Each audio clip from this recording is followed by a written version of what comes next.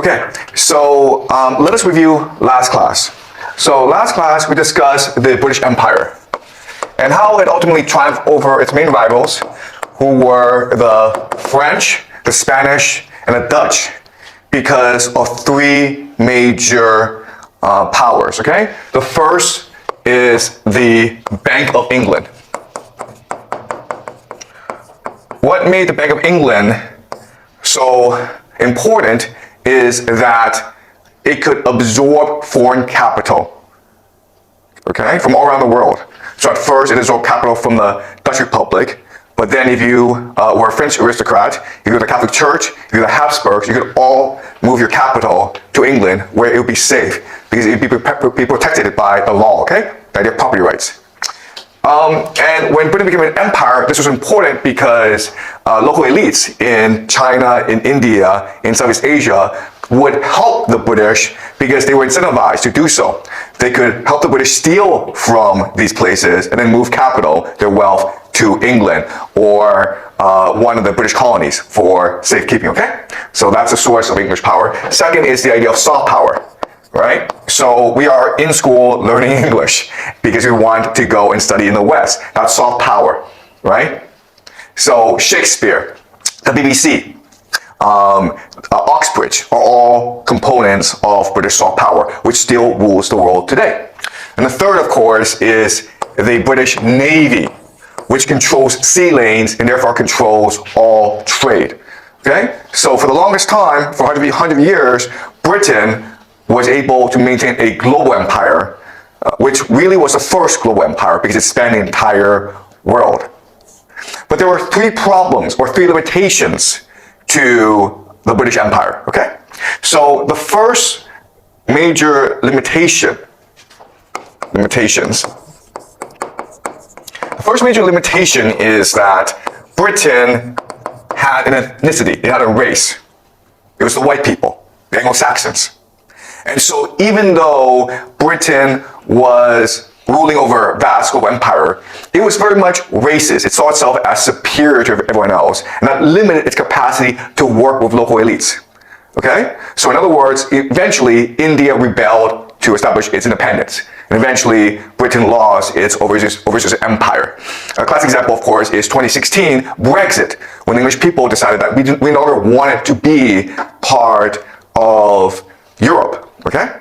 And so even though Britain is an empire, its people are very provincial. Okay? They see themselves as better, and they see themselves as separate from everyone else. I've met English people who've told me, like, English people cannot learn a foreign language. People speak English very well, and that's it. They can't learn French, they can't learn Spanish, they refuse to learn Chinese. And they told me it's because their brains are different. Okay? Their brains are hardwired to speak English really well, and that's it. All right, so that's just the British attitude. Second problem is the idea of currency or wealth standard. And the idea here is that, okay, yes, you're stealing wealth from other places, but what is wealth? Okay, and for the longest time, people understood wealth as gold. The problem with this is that there's a limitation, or there's a limit to the amount of gold in the world, and therefore there's a limit to how many people can participate in this game and how much money they can win in the end. Okay, so it's really a game only for the elite. That's the second major limitation. And the third problem for Britain is that it's really a small island with very few people and very limited resources. And therefore, it was really not sustainable for Britain to control the entire world. There's a limitation to its reach. And ultimately, other powers in Europe would arise to challenge British hegemony, including Russia, including Germany. Ultimately, the power that would overthrow the British Empire to create its own empire is, of course, America. And what America would do, that's very important, is resolve all three of these limitations to create a world game in which we all play today. Okay? So Britain basically birthed this game, but there were limitations to how far this game could spread. America will then take the concept of this game and spread it all around the world until it conquered the entire world, okay? So how did it do so? All right, so let's go over America. Well, first of all, America is not a small island. It is a continental fortress. In fact, it controls the entire Western Hemisphere. And we know that the Western Hemisphere is very, very wealthy, okay? So America is not just the country of America, it's really the Western Hemisphere. And as such, it has unlimited population, it has unlimited resources, it has unlimited land, okay? So this resolves the issue of resources, okay? Second problem, the currency. Well, what America would do that would revolutionize the world is make the US dollar the standard of wealth in the world. And because the US dollar is just a concept, it's just an idea, everyone can now play this game, and wealth can now be infinite, okay? Right, that makes sense, right? Before, gold was what everyone was playing for, but there's a limit to gold. But with US dollars, anyone and everyone in the world can now play, okay? So I'll talk about how the US dollar became the center of wealth in the world. Now, the ethnicity is another problem, okay? And so what America did that was very clever is tell the world we are not an ethnicity, okay? We're not a land. What we really are is a game, right? So the idea is that America became a nation game, right? So, So this is pretty easy to understand, okay? So I'm gonna explain this first, and then I'm gonna explain how the US dollar came to dominate the world. Okay? Alright, so for the longest time, we had problems deciding what a game or a nation ought to be. Okay? So traditionally, nations have been ruled politically through the monarchy, okay? An oligarchy, a democracy, or a theocracy, okay? So there are others, but these are the four major ones. A monarchy is very simple. A king is in charge. Everyone just obeys the king. Oligarchy is where the nobility are in charge. Another name for oligarchy is the aristocracy, okay? And that's basically Rome. A democracy is where the people make all the decisions. And so what happens is that if a decision is to be made, people get together and they give speeches. Whoever gives the best speech gets the most votes. And then that decision is implemented, okay? And of course, the classic example of democracy is Athens. Okay? And then you have a theocracy, which is to say that the priests are in charge, and the priests represent the will of God. Okay? And of course, theocracy, the classic example is a Catholic Europe. This is medieval Europe when the Catholic Church was in charge. Alright?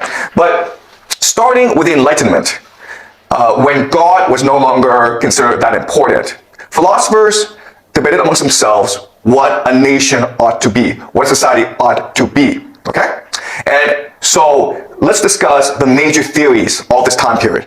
All right, so the first idea is if God doesn't really matter, okay? If it's up to humans to decide how to structure societies, how do you best do so? And at this time, the most popular idea is social contract theory.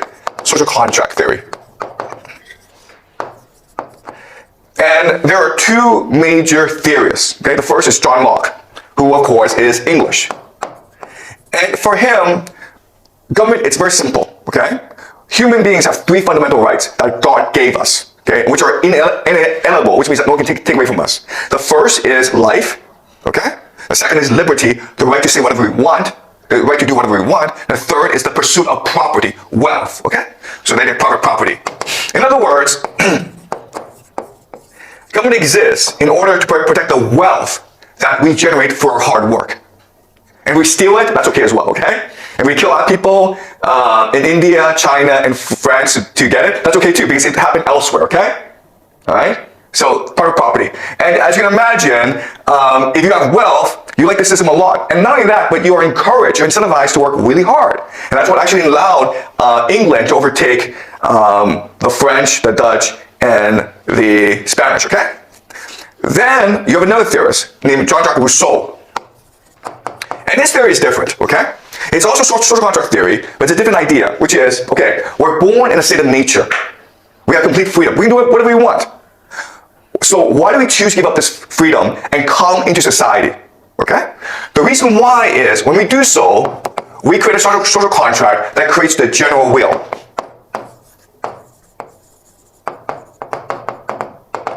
Okay? And the general will is a substitute for God. It is the expression of the best of who we are. Okay, do you understand? So by ourselves, we're fine, okay? When we come together, we create a new concept that allows us to be truly and fully human, the general will. So what is the general will? Okay, all right, so think of Immanuel Kant, who's a German philosopher, and he explained that the very basis of humanity, what we should all try to achieve, is something called the categorical imperative.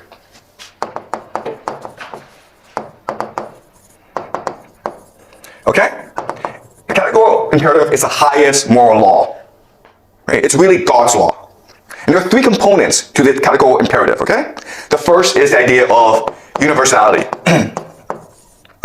Universality just means that, imagine this, whatever you do, everyone else around you will automatically do, okay?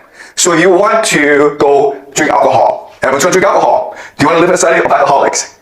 Okay? If you cheat on a test, everyone immediately is going to cheat as well. Do you want to live in a society of cheaters? Okay? If you read books, everyone else is going to read books. So imagine that whatever you do will be replicated by everyone else immediately, okay? That's the idea of universality. Second is the idea of free will.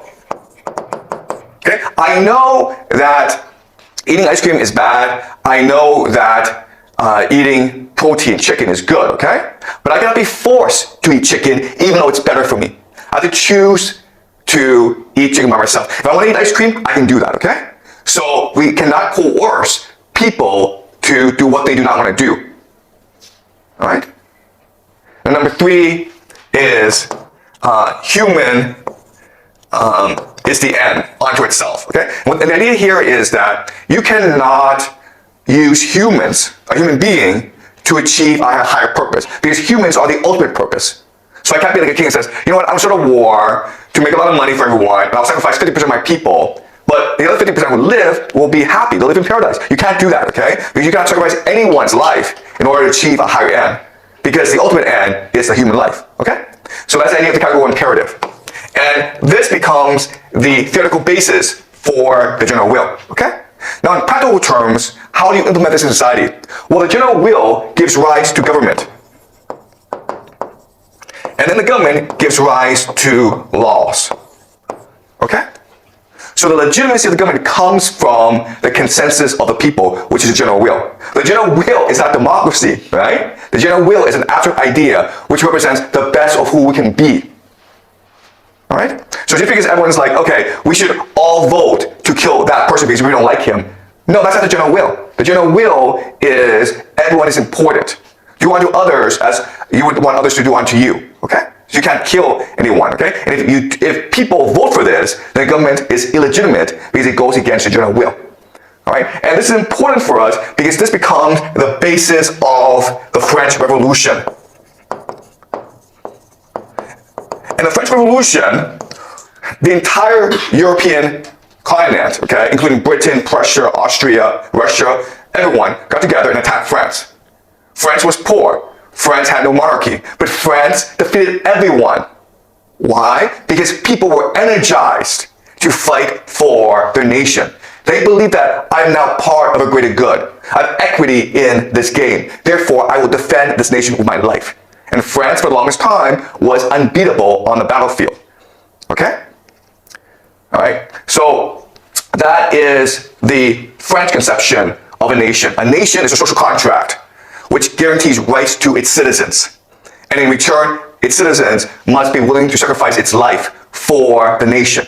And that's why the French Revolution was so successful, which ultimately led to the French Empire under Napoleon. Okay, does that make sense? Now, there's another conception of the nation state, which is this. Okay? And these are the Prussians or the Germans, okay? And it's the idea of iron and blood. So a nation is not something that you choose to get into, okay? It's not something that you sign a contract with. A nation is in your blood. A nation is language, heritage, land, okay? And you prove that you are worthy by sacrificing yourself in battle.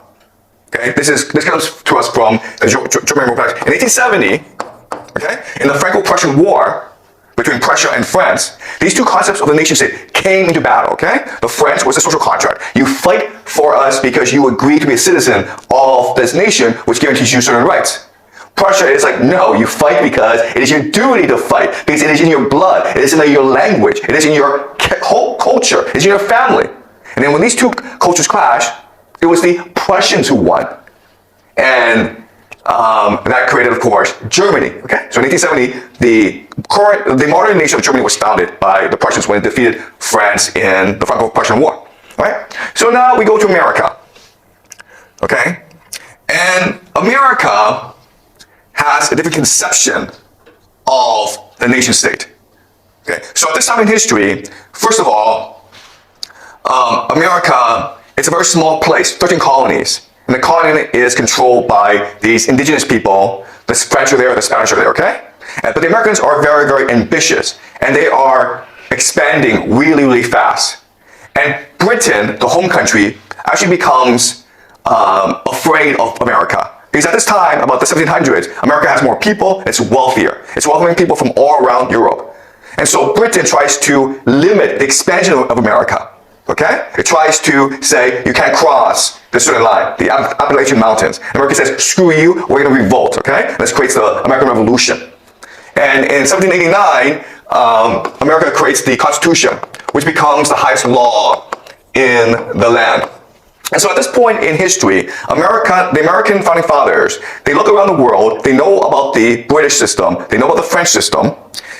They're trying to grow the country as fast as possible. They have to fight the Spanish, the French, the British, and the indigenous people in their land. They're trying to welcome as many people as possible, okay? So they decide that the nation will become a game. Okay, a game where the citizen is a player. And the citizen is trying to maximize his wealth, okay? And through this process of maximizing his wealth, trying to get as much wealth as possible, he will be energetic. He will work hard. And this energy will contribute to the overall wealth of the nation, which will allow America to grow very, very fast, okay? That's a plan, right? So for this to work, they have to control the game that has three major characteristics, all right? The first is that it has to be open, meaning anyone can come and play, okay? But that just means also limiting the history and the ethnicity of the place, okay? So the concept that America creates is the idea of melting pot. We welcome anyone who comes to America, regardless of your race, regardless of your history, regardless of your wealth, as long as you're willing to assimilate into America, into the melting pot, okay? That's the first idea. Second idea is fairness. And the third is clarity. So in other words, people are willing to play a game and work really hard to win this game if, first of all, they can play this game, they're allowed to play this game, they're not discriminated against. Also, if the rules are really clear, okay, you understand what the rules are. In America, the rules are very simple. You go to America, you follow the law, you work really hard, you get rich, okay? Really simple, it's called the American dream, right? And the third thing, of course, is that the game is fair. Meaning, the only criterion to generate wealth is how hard you work, how much talent you have, how much merit you have, right? The idea of merit.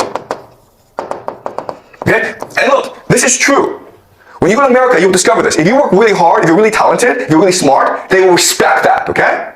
I've been to a lot of countries. I can tell you that in America, this is true. But it's not true in Canada. I grew up in Canada, and they don't really care if you're ambitious. They don't care if you're smart. Don't care if you work hard. They don't care. They expect you to follow the rules and conform, okay? That's Canada. You go to China, okay? We all know what China is, okay? No one cares if you work hard. No one cares if you're smart. No one cares, okay? It's all about your guanxi, about your family, okay? But it's true for, actually, this is true for most of the world. And I would say that the idea of merit is only true for two places. America is the most obvious example, okay? I've been to meetings where at first Americans are like, this guy's Chinese, my brother's speaking in English, he's not that smart, okay? So there's discrimination going on. But the moment I speak, the moment I try to make my case, they are won over by my logic, okay? By my arguments, by my creativity. And they welcome me into the club. That's the American attitude of being open-minded, of being generous, of appreciating talent above everyone else, okay? The English are also very similar in that way, in that, yeah, maybe they're racist, but if you can make a good argument in front of them, they will accept your argument, okay? But guess what, guys? Nowhere else is this true, okay? In China, you have the best argument in the world. No one cares, right? Okay, so there are lots of issues with America, but in all honesty, America is a place that really does appreciate merit and which really does reward merit. And that's why everyone wants to go to America. All right? All right, so the question then is, how did America create the system? Okay, well, it did so through the Constitution. The idea of the Constitution is to create a game and make this game above power. Okay? And how they did that is creating a system of government that checks and balances each other. So you have the president, you have the Congress, okay? And you have the Supreme Court. Okay, the Supreme Court, it's very simple, it's to interpret the Constitution, which is the highest law in the land, okay? And then the powers of the government are divided equally amongst these different branches. So the Congress can create laws and control spending, okay? What's called the purse. The president has war powers, basically, or the sword. Okay? But if the president were to declare war, he needs Congress to approve, because Congress has to give the money to start the war. Okay? And the idea that the Constitution is the highest law in the land means that it's really rule of law. Okay? So even though you have this government system in place, you also have another parallel system called the judiciary, the court system, which protects property rights in the same way that they do in Britain. Okay? Does that make sense? So the very idea is that this is a game, and the government is a system to maintain the openness, clarity, and fairness of the game. And because of this, America was very quickly able to dominate the world. Okay? The thing about this game, okay, that's very important for us to understand is it is expansionist. Okay? So what happened is that in its history, America faced certain challenges to this game, and this game won out every single time, okay? So the first major challenge to this game is called the American Civil War. All right, so let me explain what happened. From 1861 to 1864, the Civil War was fought between the North and the South. This was a clash of economic systems, okay? So the North played the game, okay? And so we believed in free labor. The South was its own independent economic system that focused on agriculture. And so it used slave labor. For many Americans in the North, slave labor was offensive because it corrupted the game. Okay? Because remember, America was founded on the idea of openness, fairness, and clarity. But if you're a slave, that's not fair, okay? Because you were born a slave and you can never participate in this game. And so they fought a civil war to decide who will triumph in the end. And of course, the North won because the North focused on free labor. So that meant that there were more people in the North. That meant that the North was wealthier because of manufacturing. And that meant that the North were more energetic. Okay, so they defeated the South. And so that was the first major challenge. Now the game is spreading. Okay, it spreads across America, and now it stops because America can't expand anymore, okay? It basically conquers the West. And now the game is an issue because of the nature of money. The problem with money is that ultimately, the longer you play this game, at the end of the game, one person controls all the money. Okay, does that make sense? That's a problem with capitalism. That's a problem with this game. So now that the frontier has been settled, now that the borders have been controlled, a few people are now controlling all the money, which leads to the Great Depression, okay? So now the solution is America has to go and conquer the world, which it does, okay? In World War II, America conquers the world. And so now what America needs to do is spread this game throughout the world. And it does that by creating the US dollar, okay? So 1945, America wins the war. A year before, in July 1944, for 1 month, what happens is that America organizes something called the Bretton Woods Conference in New Hampshire, okay? And the idea of the Bretton Woods Conference is to establish the world game, okay? Before, America's game was limited to America, but now America wants to scale its game to the entire world, okay? So how does it do that? Well, first thing it does is it makes the US dollar the reserve currency of the world. All right? What does that mean? It means that every other currency has to be derived from the US dollar. Every other currency will find value from the US dollar. Okay? Which means that if you have Canadian dollars, you can now change it for US dollars, which is what's valuable. The Canadian dollars is just not valuable, okay? All right? They also agree on exchange rate. Okay? Okay, does it make sense? Okay? And this is the system that we have today, okay? All right? The global reserve currency is the US dollar. That's what's valuable. The renminbi derives its value from its relationship with the US dollar. The renminbi is not valuable by itself, okay? All right, that's number one. Okay, so now you're like, wait a minute here. If this is true, the US dollar the Americans can just print as much money as they want. And so to solve this problem, the Americans said, the US dollar will be pegged to gold. Okay? Does that make sense? Okay, meaning like you can always take your US dollar and exchange it for gold. And because there's a limit to gold, there has to be a limit to the US dollars, which keeps the system stable. Okay? All right, that's number one. Number two is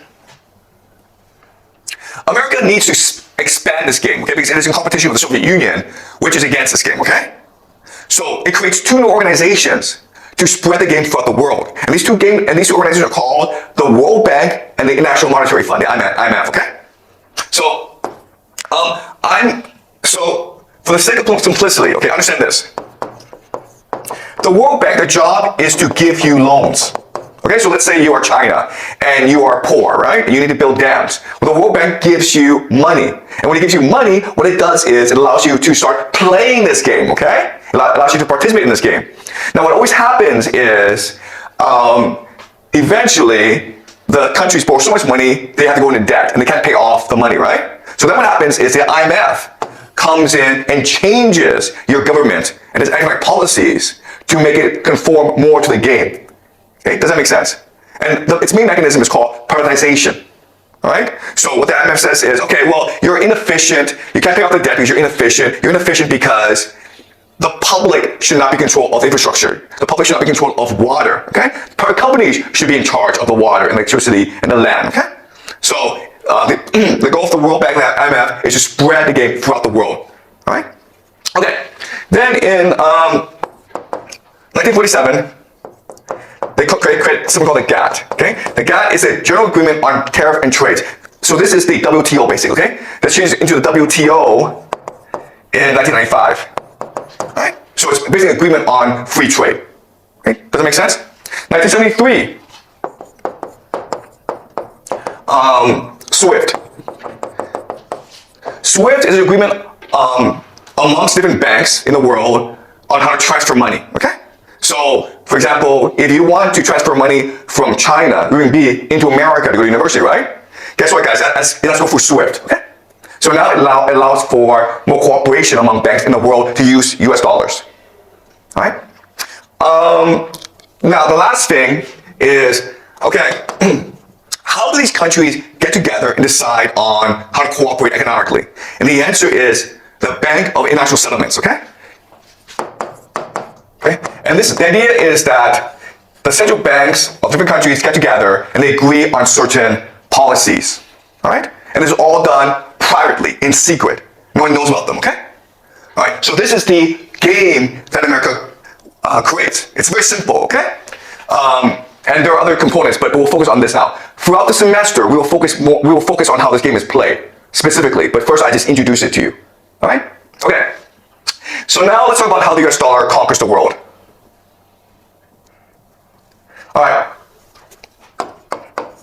So for the longest time, this system works well. Okay, the United States is in competition with the Soviet Union, but over time, the Americans start to abuse this system. So they pay for things they can't really pay for. For example, the war in Vietnam. For example, the space race. For example, something called the Great Society. Okay? They're just spending too much money. And other countries start to freak out. So France basically withdraws all its gold from the United States. So in 1971, what Nixon does is say, you know what? Here's the secret, guys. We actually don't have enough gold to pay off everyone, okay? So screw this. We're not going to peg the gold, the dollar to gold anymore, okay? Do you understand? You can now no longer redeem your US dollars for gold. It's done, okay? So now what happens is the US dollar becomes a Ponzi scheme, all right? What is a Ponzi scheme? A Ponzi scheme is basically the US dollar is valuable because people want to use it. You understand? It has no value in itself. It's only valuable because people want to use it. So now Nixon has to go and create demand for the US dollar, right? So the first thing he does is he goes to Saudi Arabia and he creates something called a petrodollar. Right? The idea of the petrodollar is very simple. Saudi Arabia, which is the largest oil exporter in the world, will only accept payment in US dollars. Therefore, if you want oil, you have to have US dollars, okay? That's the first thing that Nixon does. The second thing that Nixon does is actually even more important. What does he do? You guys know? He visits China, okay? Not only does he visit China, but he's established a framework in which America will give China everything, okay? In the 1980s, what happens? America gives China its market access, right? Now, US consumers can buy goods from China. That's a huge deal, guys, okay? That's number one. Number two is America gives China FDI, technology, education. All right? Imagine what happens. America gives foreign investment to China, gives all this capital to China, gives all this technology to China, right? All these military secrets that America has, it gives to China for free. And not only that, but America educates the Chinese elite. Okay, 1980s, all these Chinese students for grad school go to America to learn American technology. Okay? And the third thing, and this is the most important, is military protection. All these conflicts that China has with Southeast Asia, with Japan, Vietnam, America will now protect China. When Chinese ships export goods to Europe, Africa, and the United States, the US Navy will now protect these Chinese ships. Okay, do you understand? You're like, oh my God, America gave China everything. America made China rich. Why would America do that? And there's one answer, and only one answer. It's to make China use US dollars. Okay? It's that simple. Okay? So now when China trades with the world, it gets US dollars in return. You understand? Okay, and the entire idea is to make the world addicted to US dollars. And now that the world is addicted to US dollars, now that the world depends on US dollars, America can now control the global economy, okay? So in 1991, the Soviet Union collapses. Okay? And now America is the only game in town. There's no one who can challenge the supremacy of the Americans. And so now what happens is America creates something called the New World Order. The New World Order is based on global trade. But because the United States controls the US dollar, it can now control something called pricing. Pricing just means that the Americans can decide the value of everything, okay? So what America does is create a price hierarchy. So at the very bottom are resources. Above that is manufacturing. Then there's knowledge. And then finance. Okay? This is the price hierarchy for the world. All right? And it divides the world into a division of labor. Okay? So, what is resources? Well, guys, it's Russia. Okay? Does that make sense? Russia, Africa, South America. What's manufacturing? China. What's knowledge? Europe. And what is finance? America. Okay? Does that make sense? So what's going to happen is that America is going to take its manufacturing and transfer to China. Okay? Because it's cheaper for China to do it than for America to do it. And all America is going to do is finance. Okay? What is finance? Finance is just the creation of money for the purpose of creating more money. Right? Okay. So this is the system in place. And at first, it sounds great because everyone's making money. Okay? But there are inherent instability in this system. Okay? We will discuss all this instability throughout the semester. But for the sake of simplicity, let's talk about America. What happens when you focus on finance is that you become a speculative economy. You focus on gambling, okay? Basically gambling. And this leads to something called the 2008 Great Financial Crisis, when the American economy collapsed, okay? And at this time, the entire world economy should have collapsed. And so what happened was, all these central banks from around the world came together in Basel, Switzerland, the Bank of National Settlements, okay? Right? The secretive body in which all economic policies are made. And they decide the only way to save the world is if China spends money. You understand? Why do we have all these skyscrapers? Why are there all these airports? Why are all these high-speed railways? Because China, to save the global economy, decided to invest in infrastructure. Okay? And Belt and Road Initiative. And that saved the global economy. Now, after China did this, China developed a lot of debt. Okay? And China basically said to the world, listen, we saved the global economy, so we deserve a seat at the table, right? We deserve to be equals to America.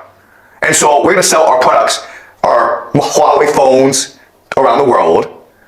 We're going to compete with America for global dominance. And America said, screw you, okay? And that led, of course, to Donald Trump, 2016, Donald Trump. And the first thing Donald Trump did, of course, was initiate the US-China trade war, right? China wants to be equal to America. America says, nope, screw you, we're going to destroy you, okay? So America tried to sanction China. America tried to blockade China, okay? So we'll discuss this again later on throughout the semester, okay? Then what happened, of course, is 2022, Russia invades Ukraine, okay? So what Russia's saying is, you know this price hierarchy? Screw this, okay? Because guess what happens, guys? If you don't have any resources, this system doesn't work, okay? Try manufacturing without any resources. Try having knowledge about resources. Try having finance about resources, okay? So when Russia invades Ukraine, it's trying to control the resources of Ukraine. Russia and Ukraine together controls 1/3 of the world's carbohydrates. Africa, the Middle East starves to death without Russian and Ukrainian grain, okay? Does that make sense? So now this entire system is in jeopardy. Okay? And so what's happening today is America is fighting to save its game. It's trying to fight to save the system. It's trying to fight to save the US dollar. It's trying to fight to save its hegemony, okay? And Russia and China are trying to exert themselves. So we are in a time of game reset. All right? Game reset. And that this is the world that we live in today. Okay? All right. So we will discuss this throughout the semester. Any questions? Are you guys clear? Right. So I know this was a lot to take in, but we'll go into the specifics throughout the semester, okay? We'll go and we'll apply it to current events to explain why this is happening. Any questions? Okay.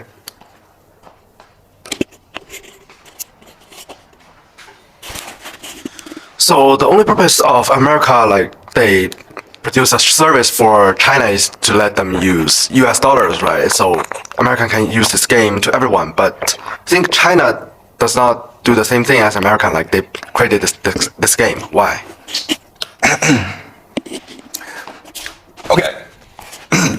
All right. So we'll discuss this for the semester, okay? The relationship between China and the United States. So remember that the United States wants China to play this game.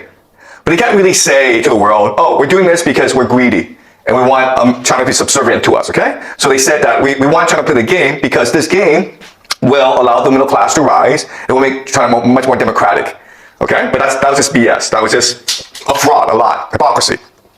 All right, so now that China is in this game, all right, what it's trying to do is restructure the game so that it's much more independent.